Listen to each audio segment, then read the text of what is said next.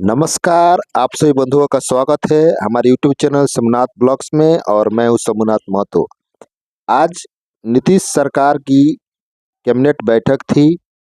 43 महत्वपूर्ण विषयों पर स्वीकृति प्रदान की गई है नीतीश सरकार की कैबिनेट के द्वारा, और उसी में विशेष शिक्षक नियमावली को स्वीकृति प्रदान की गई है। बिहार विद्यालय विशेष शिक्षक नियमावली को स्वीकृति प्रदान की गई है। अब जो नियोजित शिक्षकों के द्वारा के लिए सक्षमता परीक्षा ली जा रही थी, पहले 3 ही सक्षमता परीक्षा लेने का प्रावधान था, अब उसे स्वीकृत कर लिया गया है। अब सक्षमता परीक्षा 5 बार ली जाएगी और सक्षमता परीक्षा पास सभी शिक्षकों को राज्यकर्मी का दर्जा दिया जाएगा और विशेष शिक्षक नियमावली के स्वीकृत होने के बाद परीक्षा जो है 3 के बजाय 5 सक्षमता परीक्षा होगी। और इसको लेकर के शिक्षा विभाग के अपर मुख्य सचिव डॉक्टर एस सिद्धार्थ ने जो महत्वपूर्ण बैठक हुई है उस बैठक का संबोधित किए। आइए आपको सुनाते हैं कि शिक्षा विभाग का अपर मुख्य सचिव डॉक्टर एस सिद्धार्थ सर क्या कह रहे हैं, मीडिया को क्या संबोधित कर रहे हैं। उससे पहले आप सभी बंधुओं से एक छोटा सा आग्रह है, यदि आप हमारे चैनल पर नए हैं तो हमारे चैनलों को सब्सक्राइब कीजिए और बेल आइकन दबाना न भूलें। तो चलिए आपको सीधे जोड़ते हैं डॉक्टर एस सिद्धार्थ से, जो लाइव आप सभी को सुना रहे हैं। शिक्षा विभाग को लेकर महत्वपूर्ण बैठक जो हुई है उसको बातों को लेकर के वो बता रहे हैं और सुनते हैं। चलिए आपको सीधे जोड़ते हैं शिक्षा विभाग का अपर मुख्य सचिव डॉक्टर एस सिद्धार्थ सर के साथ। आप दूसरे को कहेंगे, जैसे कल ही आपने एक वीडियो सुना होगा जिसमें एक टीचर कहती है कि आप अटेंडेंस फर्जी बनाइए। हम ही को सूचना मिली थी, हमको किसी ने मिल के दिया है।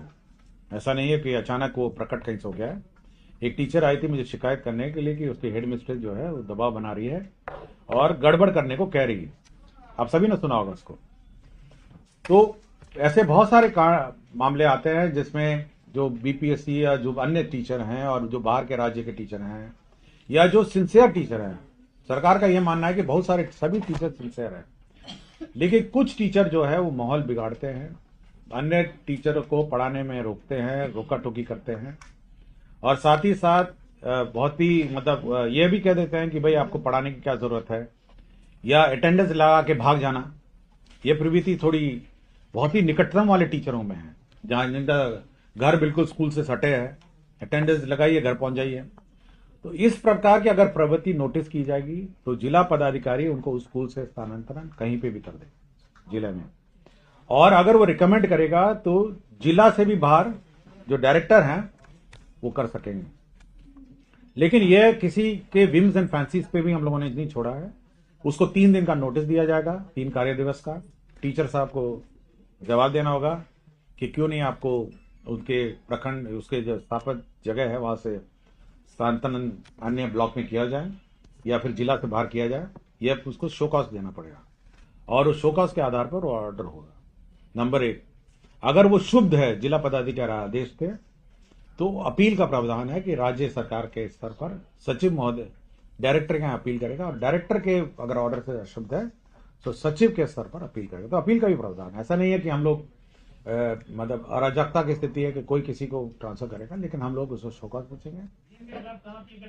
डीएम के खिलाफ बोलेगा डायरेक्टर, जो निदेशक है एजुकेशन डिपार्टमेंट में, और निदेशक का जो अपील होगा वो सेक्रेटरी एजुकेशन के अपील में होगा। तो उसका अपील का भी हमने प्रावधान दिया। मैं इस प्रावधान की बात कर रहा हूँ, ये जो स्पेसिफिक कि अगर आपको जो आपका जो पदस्थापित स्थान से अगर आप पाए गए कि सपोज आपको विरुद्ध कंप्लेंट हुआ कि आप स्कूल में पढ़ाते नहीं है, अटेंडेंस ला के भाग जाते हैं, तो कंप्लेंट करेगा पब्लिक काम।